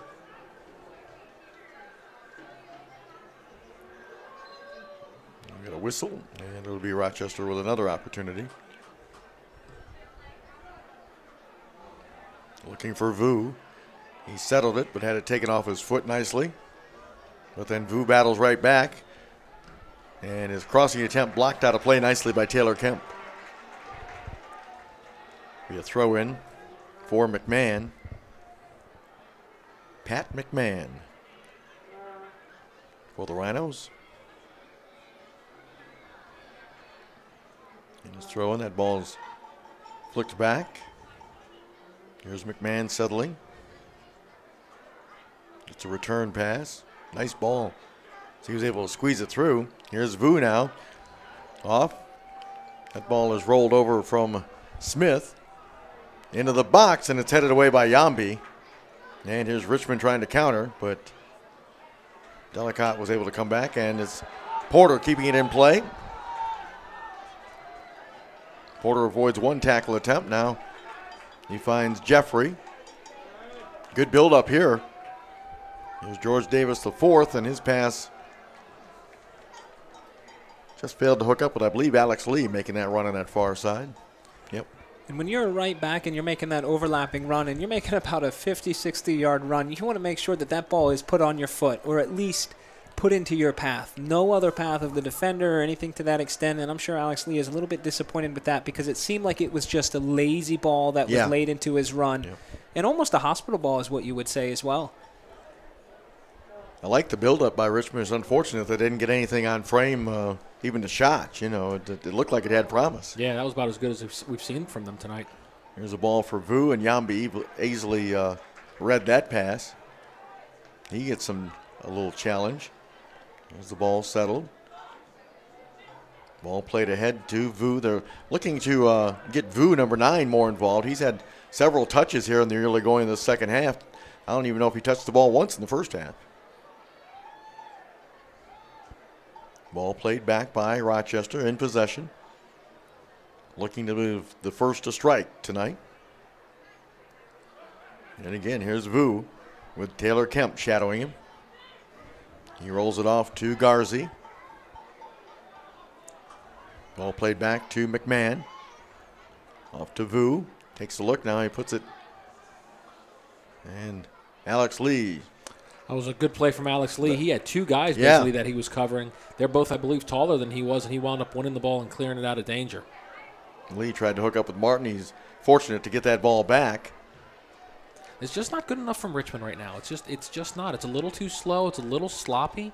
And Rochester, again, you can see Rochester starting to put some numbers forward. I think they're going to have a couple of substitutions here shortly. And, they're going to try and steal the 3 points here. Absolutely, and momentum is starting to shift in their favor, like you were saying, Mark. They're starting to get a little more confident on the ball, whether or not that was Bob Lilly's plan to say, hey, listen, in this minute we're going to take our foot off the brake pedal and we're going to start going forward a little bit. But they certainly have a little more confidence going forward. They're asserting themselves a little bit more, and the game's starting to get more wide open as well. The ball rolled over on the far side, and that ball sails over the end line. It'll be a goal kick. Well, it's clearly, Ryan, a difference in passing because the Kickers' passes, as you mentioned a moment ago, very sloppy, very slow getting to the teammate, whereas Rochester's pass is very crisp and finding the feet of each other. It's quite a contrast. It is, and you know what? There's one thing that Bob Lilly has recently said about his team, and it was, we're not fit enough. 30 minutes into either half, the first half and the second half, we start to fade a little bit. So I'm sure he's, over this course of this week, and probably working on a little bit of fitness. And obviously this weekend, they're going to have 2 games back-to-back. They're working on fitness as well. But the thing is they're starting to play a little bit more. Now, Richmond, I don't know if it's heavy legs, if it's tired or what, but their passes have been very, very poor. And it's not, 1 or 2 players. It's a good majority of the players have been pretty poor in their passing and their decision-making. Here's Jeffrey losing the possession. Ball chipped ahead, and Yambi with good defense on Rolfe. And it'll be a corner kick. Yeah, Yambi is. Wow. You saw the graphic a moment ago for Nike. So here's Rochester with a golden opportunity with the corner kick here. Yeah, whistle. Got a little shoving in the box.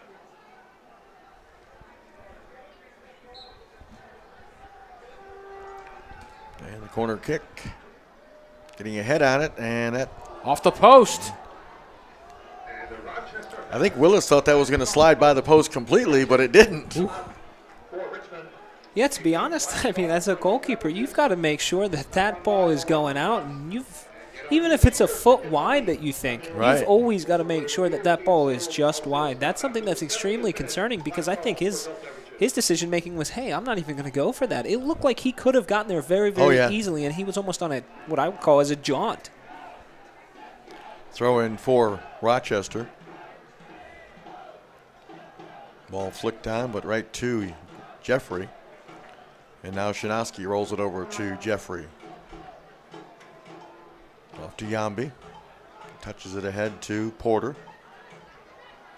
There's Jeffrey closing in on him quickly, but he was able to get a pass to Martin. Good ball here. If Kemp can get to it, he does, but that ball is going to roll over the end line for a goal kick. Unfortunate there. Goal kick coming up for Rochester. Visit the USL Pro fan page on Facebook at facebook.com/USL Pro. That's Facebook. So a goal kick for the Rhinos. And I think you've got Taylor Kemp over there who ran across the field to the referee, and this is kind of a debatable subject. Is Kyle Hoffer came sliding in, didn't touch the ball, didn't touch the player, but the player had to stop a little bit. If he continued his run, and I believe that was Kyle Porter, if he continued his run, he would have run right into Kyle Porter, or I'm sorry, he would have run right into Kyle Hoffer. And it's a question of whether or not that's a foul, that you're impeding him from running, and I think that's exactly what Taylor Kemp was trying to explain to the referee. There's Shinowski off to Alex Lee. I don't believe Vercoloni's had a touch yet. Well, just as I say that, there you go. He touches it over. He's 1 for 1 on his passing. Here's Jeffrey now, off to Yambi. Again, Richmond trying to build. Ball played long, and good play that time by number 6, Hoffer. Delicott was trying to pressure Hoffer and forced him to head it back to the goalkeeper.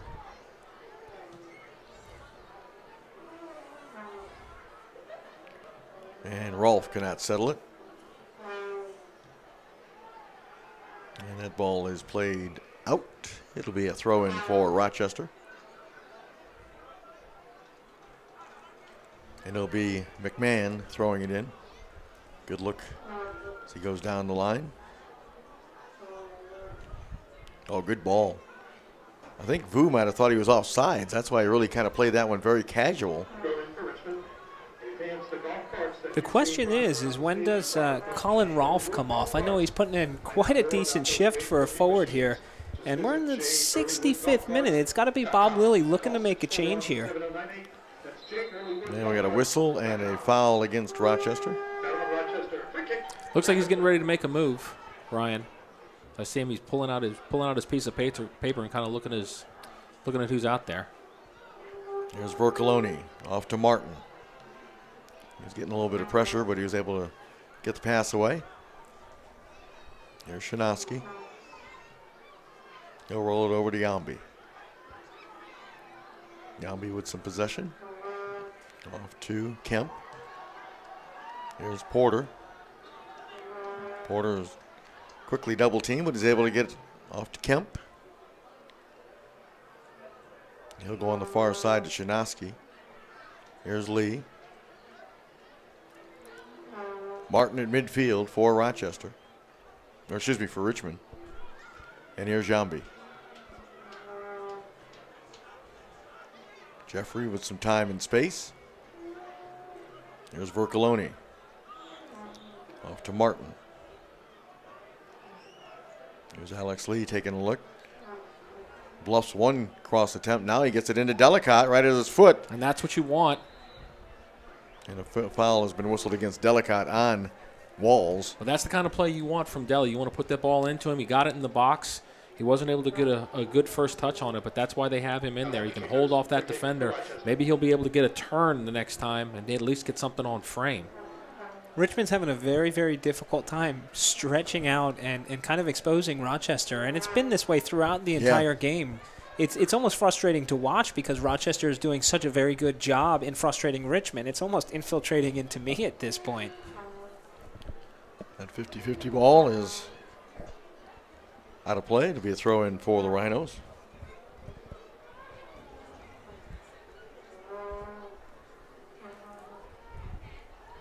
Still looking for our first goal of the evening.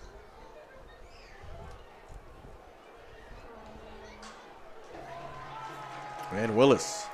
Seemed as though a bit of a tame effort from Tyler Rosenlund there. It's looked like he was trying to curl it back post a little bit and just didn't even hit it back post, kind of hit it straight into Willis, and it was just a very, very easy save for Joe Willis to make. Here's Yambi. Off to Shinoski as Richmond will try to once again build the offense. Here's Lee. If it tells you anything about the game, guys, we're in the almost 69th minute, and each team has 2 shots. Not a lot of room to work with out there.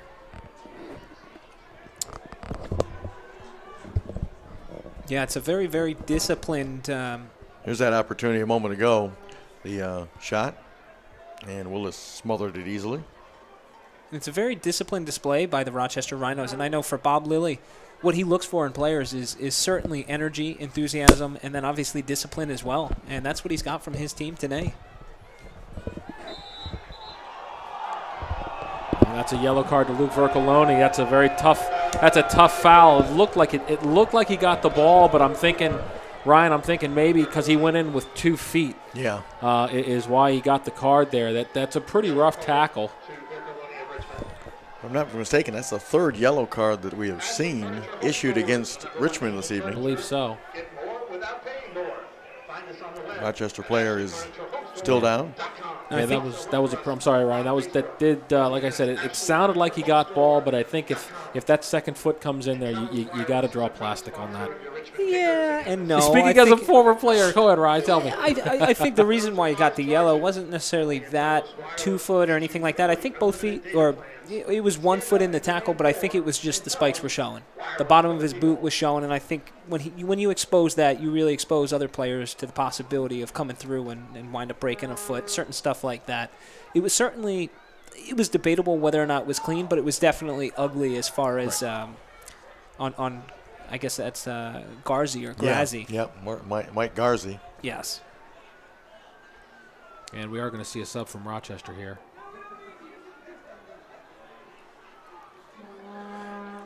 And that hurts Rochester in a couple of ways, because obviously you have to make an injury sub rather than more of a tactical sub.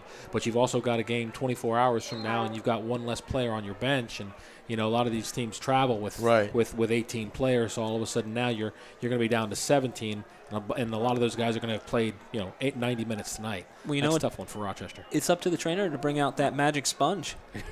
Here's Rolfe trying to work on Shinoski, loosen the box, and Willis is able to collect it. And it looks like number 24, Alex Sudley, is going to be the one that's coming in for Garzi. So here's Richmond in possession. Here's George Davis IV. Back to Yambi. And that's a little bit of the problem there. George Davis IV got the ball, settled it down nicely. His first touch was backwards, which is one telltale sign that, hey, Richmond's just trying to keep possession at this point. But he took 3 or 4 touches to get the ball off his foot and then give it to Yambi. And it's just a little bit too slow. Now Yambi looking to go wide. Here's Shinoski.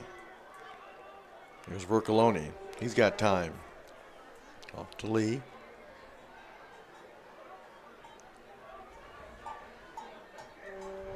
Here's Colin Martin.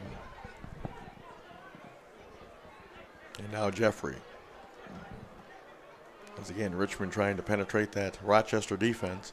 Vercoloni takes a look, chips it for Delicott, and it's headed away. There's Jeffrey, off to Martin. Martin dancing, now off to... Alex Lee's wide open on the right side there. Get the ball out to him. Yep, here's Porter. And they do. And Lee into the box, and it's headed away. It's settled by Martin. Martin trying to tee it up, gets a shot. That's blocked. And finally cleared by Rochester. There were 2 fine plays that time by Hoffer. He blocked the shot attempt, and he also headed away a dangerous cross. And that's what I was looking for, to get the ball out to Alex Lee so he can use that crossing ability and look for Deli there. There was a good opportunity for Richmond there. And Porter just missed hooking up with Delicott. I know both teams at this point are a little bit tired, a little exhausted. You start to get the heavy legs. But from Richmond, all game so far, I haven't seen any sort of dynamic runs, any slicing runs, any pulling away and checking to, anything like that. And that's what's going to shift the defense that's kind of sitting behind the ball. And there hasn't been much of that, and there still isn't much of that. I'm surprised that Lee Calishaw hasn't made a change other than Matthew Delicott, maybe on the wings, to possibly open up the defense, bring on some energy, and possibly shift around the defense and get them to be a little bit more indisciplined. Yeah, we didn't see that from Callahan, and we were looking for that earlier. Now Vercoloni's in there, because he's known that he can do that as well. Right. Like to see that, but you got to get him in a position where they can do that. The problem is, I think with Vercoloni, the few times that he's touched the ball, he's touched it with his back to goal, so it's kind of hard to turn and run because he's not getting that kind of time from Rochester. Ryan, wouldn't you agree that they're missing last year? Of course, they had Stanley Niazamba, who did a great job of coming off the bench and energizing not only the team but the fans. They really don't seem to have that kind of spark, do they, so far here in this early portion of their schedule? Yeah, certainly. And you know, what they've done is they've put in Luke Vercoloni, who's a defensive midfielder, and Matthew Delicott, who's more of a stationary forward, who's just going to take the ball off his chest like he did right there. There's a shot, and that's blocked. It goes right to Taylor Kemp. Kemp on the run, avoids a tackle. Into the box. Oh, and I believe that was Deli that headed it just wide. Mistimed his jump just a little bit, and that's what threw it off. Credit to Taylor Kemp as well. It looked like he could have honestly gone down inside of the box, and he stayed on his feet. Credit to Taylor Kemp for keeping the integrity of the game still here. Matthew Delicott looked like he was trying to do a glancing header and just didn't really connect with it, and that could pay. That's something that the Richmond Kickers really, really needed in order to open this game up just a bit further. So here is the goal kick for Rochester. Easily the best chance of the half. Certainly. For Richmond. Yep. And it looks as though Rochester Rhinos are going to bring on J.C. Banks. I see Bob Lilly down there talking to him now. Whether or not he's going to put him in the position that he's been putting him up top all season so far, but it seems as though that's probably what's going to happen. And for Colin Rolfe. And Rolfe looked like he was trying to draw a foul on Yambi. The referee had no part of it. Here's Porter. Which was good because I think the AR was looking to give a foul there, and the referee waved that off. That ball skips wide of Donnie Smith and is picked up now by Richmond. Here's Vercoloni off to Porter. Nice drop off that time from Colin Martin. Here's Porter. Just a little too slow for Richmond right now. Yep. Here's Jeffrey. He's got time.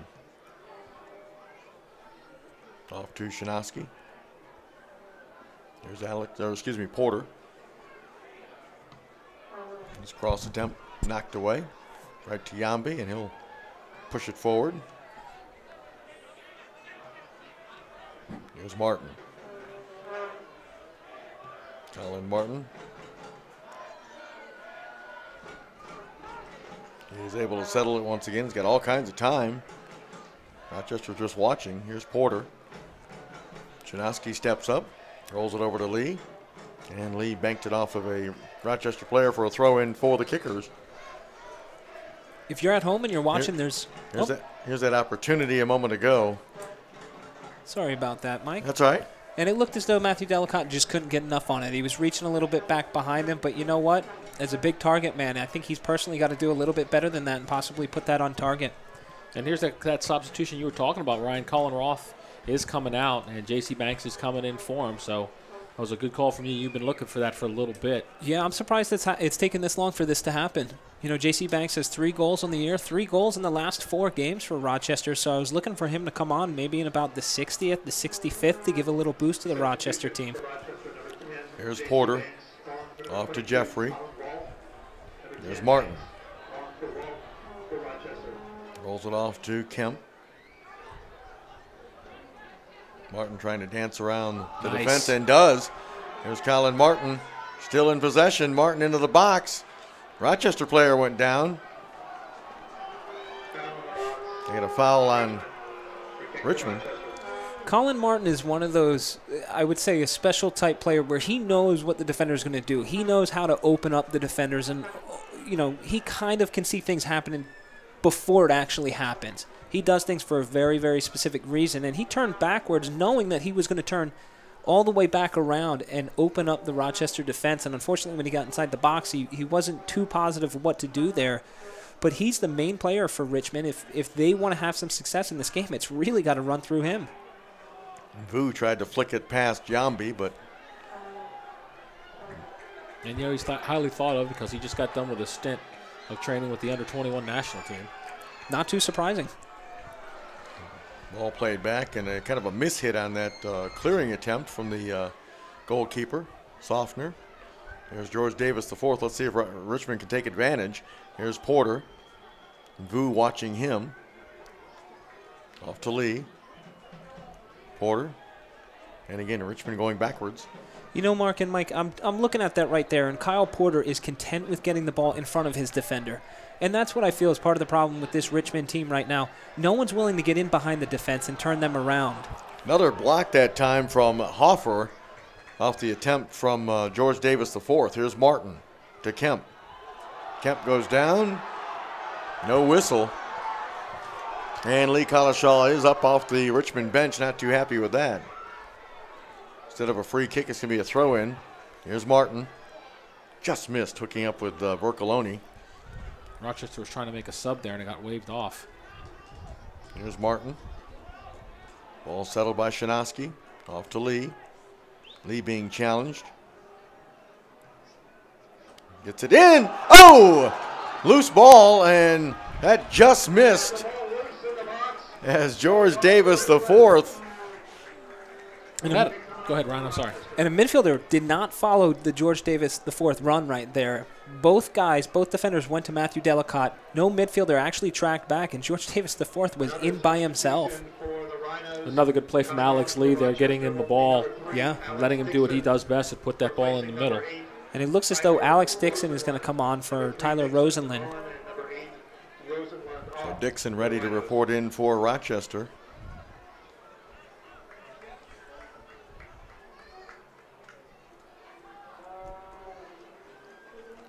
About 80 hard minutes from Roseland tonight. A lot of dirty work. And I guarantee you he'll be going on tomorrow as well. If I'm not mistaken, he'll most likely start tomorrow's game too. Looks like Johnny Mendoza is getting ready to come in for Rochester as well, another guy who's been around for a few years. And I wonder if Bob Lilly is kind of slowing this game down here on purpose, where he's saying, you know what, Richmond's got a little bit of momentum right now. There seems to be some energy in the crowd. Let me see if I can just sub some players on one at a time. Here's that opportunity again. Davis just, well, actually, he did get a flick twice, on it. Yeah. Yeah, he did get a flick on it. And then it hit his heel, yeah. I think. Here it is again. That again. Another great cross from Lee. Watch this. He does get a flick on it, and it barely hits the goalkeeper. I didn't think the keeper had touched it at all, to be honest with you. And you can see from that replay there that it was Lance Roseboom who did not track his runner, who let George Davis the fourth kind of go, and that could have been a huge costly mistake. And I'm sure Bob Lilly will be watching this game tape over again and making sure that Lance Roseboom knows that was his mistake, and that could have cost Rochester this game. Good job by Kemp to keep the ball in play. He's looking for a foul, and I believe he's rewarded with that foul. It'll be a free kick for Richmond. So the Kickers now with the free kick opportunity. There's a look at Taylor Kemp. No, I'm with you, Ryan. I think they are trying to slow the game down, and more than happy to get a 0-0 draw out of here. And you know, they'll play a Wilmington team that is struggled a little bit here in the early part of the season. Try and get their 3 points tonight. I think whenever you have back-to-back road games, obviously, as you said, your goal obviously is 6 points, but I think most teams are more than happy with 4. Yeah, absolutely. Going away on the road is very, very difficult, especially when you have back-to-backs. And the USL Pro has done a good job with starting to eliminate those back-to-backs. I have no idea how Rochester ended up with 2 games in the same weekend, but not only in the same weekend, one day after each other. That's a grueling schedule, and whoever made that or whoever agreed to that, that's difficult for all of these players. That's Bob Lilly, I think. I think the coaches go down there in Tampa and they sit in this. Trust me, I've seen it. They sit in this big room and they're not allowed out until the schedule is done. Well, Bob must have been late. there. Bob must have been late to some sort of meeting in order to get this grueling schedule. Well, I believe Richmond has one of them as well. I believe they play Rochester and Pittsburgh on back-to-back nights. I'm not totally positive on that, but I think every team has at least one of those, whereas, you know, a couple of years ago, Ryan, when you were playing, it was almost every weekend. It was almost every weekend. A Friday, Sunday, certainly. So here's Jambi in possession for the Kickers. You telling me I played that long ago, Mark? You know, as I was saying that, I was like, that's not going to come out right, however I say this. Wait till he says you're a KG veteran. That means old. Wiley. I go with Wiley veteran. AKA old. That's what they say to me. You're a wily broadcaster. Yeah, just say I'm old. I can live with that.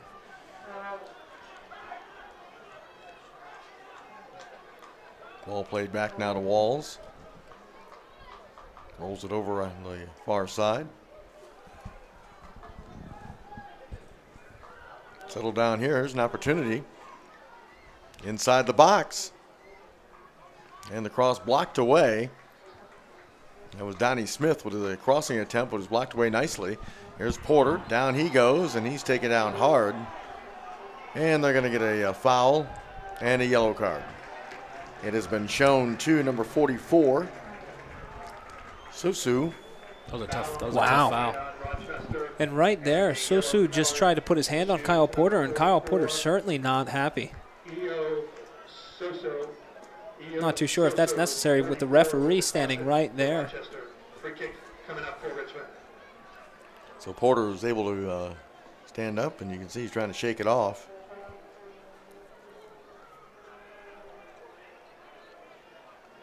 And Alex Lee ready to get the free kick for Richmond. Substitution coming on for Rochester will be number 23, Johnny Mendoza, for number 9, Minvu. So Vu is coming out and Mendoza is coming in. And it looks as though Bob Lilly is getting ready and talking to yet another player. So, I mean, for me, Mark, and I know you kind of agreed with me, and I was questioning whether or not Bob Lilly might have been trying to slow this game down and break up a little bit of momentum Richmond was getting. If he makes another substitution, it's almost definite that that's my feelings on what he's trying to do here. Here's Colin Martin with a shot, and that skips just wide. I like that from Colin Martin, though. I know some players were on the outside looking to get the ball, maybe to try and get some service in, but. Hey fans, don't forget every USL Pro regular season and playoff game will be streamed live on YouTube this season. Features include DVR, chat, and social media interactivity. Subscribe for free to the Richmond Kickers YouTube channel today. Easy for me to say. You done well. So here's an opportunity now on the run is Smith. Ball knocked away by, I believe, Shinosky. And Mendoza got a foot on it for Rochester. Here's Davis. Down he goes. Bad turnover. Here's Mendoza keeping it in play. Fresh legs out there for Rochester. Mendoza gets the return pass, but the ball is thrown into some open space by George Davis IV. Colin Martin trying to get it, and it was knocked out of play by Mendoza. Scoreless tie winding down this second half. We'll see how much stoppage time is added. We still have about 4 minutes or so regulation before we find out how much stoppage time is added. Dixon almost came up with that turnover for Rochester. Now the ball is played back. Nice play that time by number 15, McMahon. Here's Mendoza. Mendoza challenging now. Ball put into the middle, and Yambi heads it away. The two fresh subs coming in here making an immediate impact for Rochester. And still going. Here's Banks. And the ball's flicked away nicely by Richmond. Throw in for Rochester. And there's no doubt that J.C. Banks is a game changer for Rochester. Honestly, it's a wonder to me why he didn't come in any sooner. This guy, he actually had an ACL tear. I believe it was back in August of 2012. Before that, though, he was lighting up the league. He had the most assists. He was actually, I believe he was Rochester's MVP just before that. Yeah. The season before that, he was Rochester's Rookie of the Year. Yeah. So he's had extreme success, and there was questions of whether or not he could potentially go MLS, and he's right back at it again within this season. Yep. And we've just had a really interesting substitution, Ryan. You and I have talked about this. Making his first appearance for the Kickers this year is Jason Yeisley, who has had a history. He had a really, really bad concussion about a year or so ago and has barely seen the field in the last year. And it's good to see him get out there and get some minutes and be back in the Kickers uniform. Yeah, he's finally gotten cleared from the trainers and from the doctors to play. And I know it's a fresh air for him, and it's just a breath of, a relief for him to be able to play. I know it was a question of whether or not he'd even be able to play, or he'd even want to play after such a concussion. But it's good to see him back out there. And obviously Lee's kind of electing for a 4-4-2 here. He's really throwing the kitchen sink at this game. What's going to be the biggest obstacle or biggest concern for Yaisley coming back, Ryan, from a concussion? There's got to be a little, not quite as aggressive maybe as he was in the past. Certainly, I'm sure of that. I honestly think, and for Jason, he's a smart guy, and he's tenacious enough, he's aggressive enough. I think the biggest and hardest thing for him to overcome is actually fitness, for not playing for that long. Right. And especially people don't understand when you have a concussion, you can't run. You can't jog. You can't stay fit. You can't get game fit anyway because he's not playing. So I think his fitness is probably the biggest thing, and I think Lee Kalishaw's starting to use him sparingly in order to get him fit. That's probably why he's only in for maybe 4 or 5, 6 minutes or so, yeah.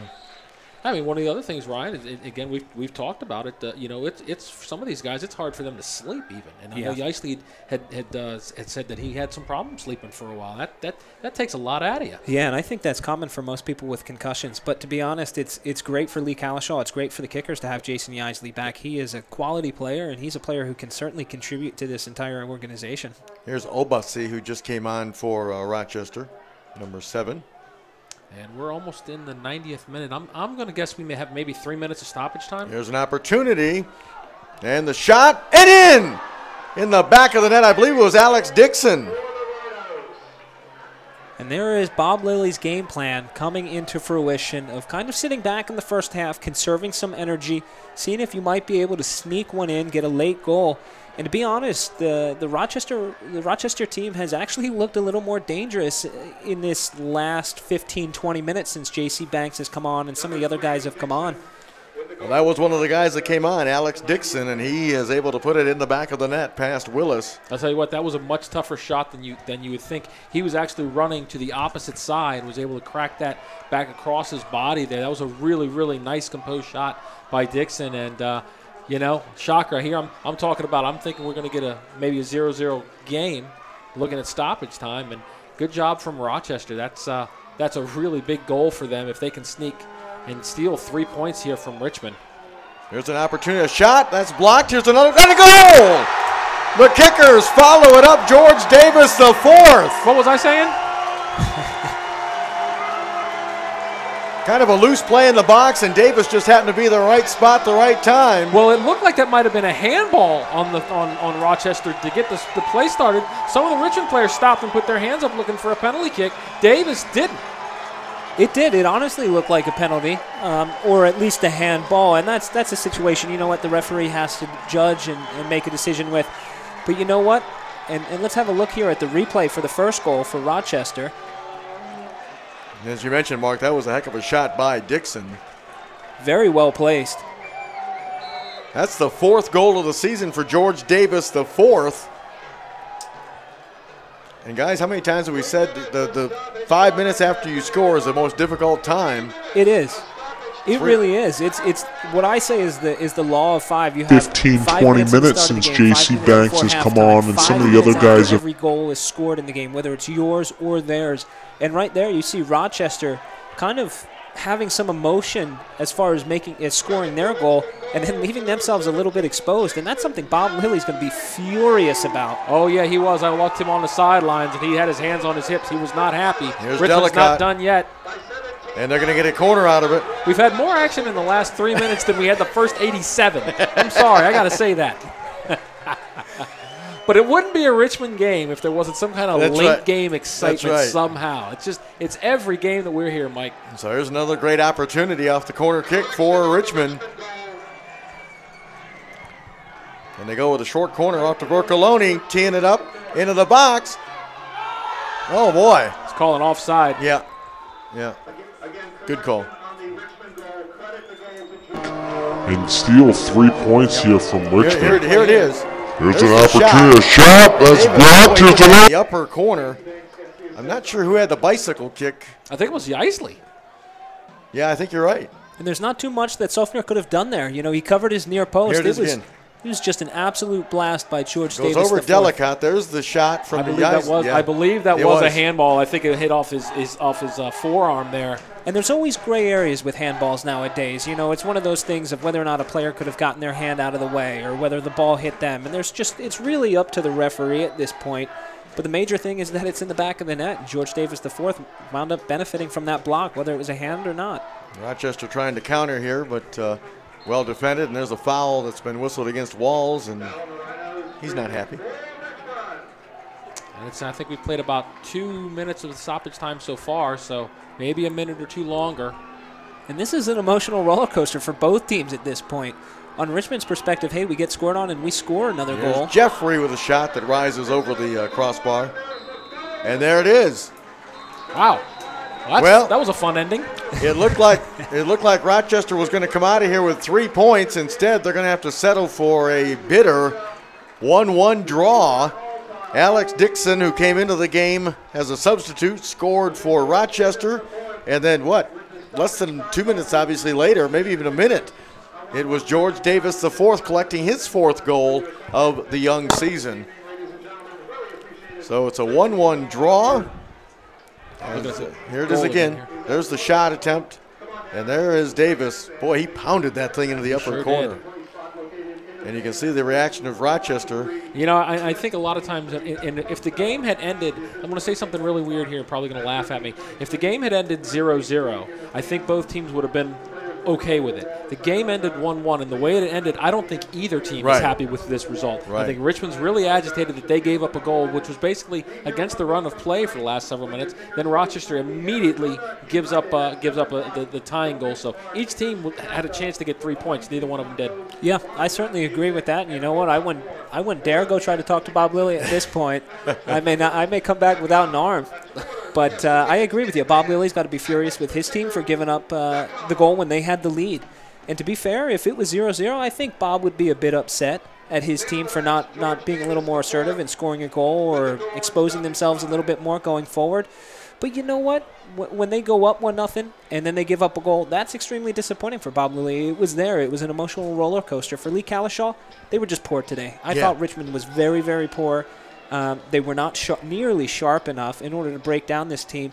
And you know what? Right here is a perfect example for any team that wants to come to Richmond and City Stadium and find out how to play. Just watch this game. Bob Lilly's team executed a game plan and were extremely disciplined defensively. Set up kind of a pretty neat blueprint, didn't he, with the way they played today. 1-1 tie. We'll take a quick break. We'll come back and we'll wrap things up from City Stadium.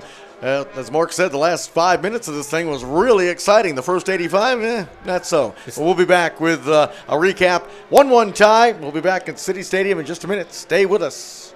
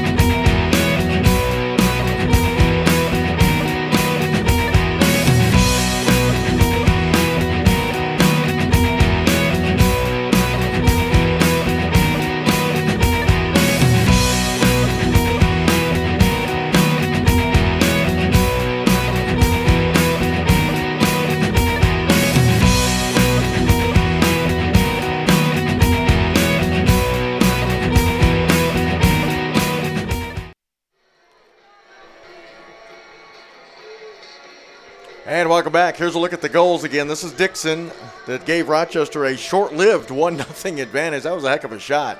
As you said, Mark, he was going one way and got a nice little drop-off pass to score. As Dixon put it into the back of the net to make it a 1-0 game. And then here's the one that equalized it. Again, probably less than a minute after that goal. Yaisley with the kick there. And then look at Davis pounce on that.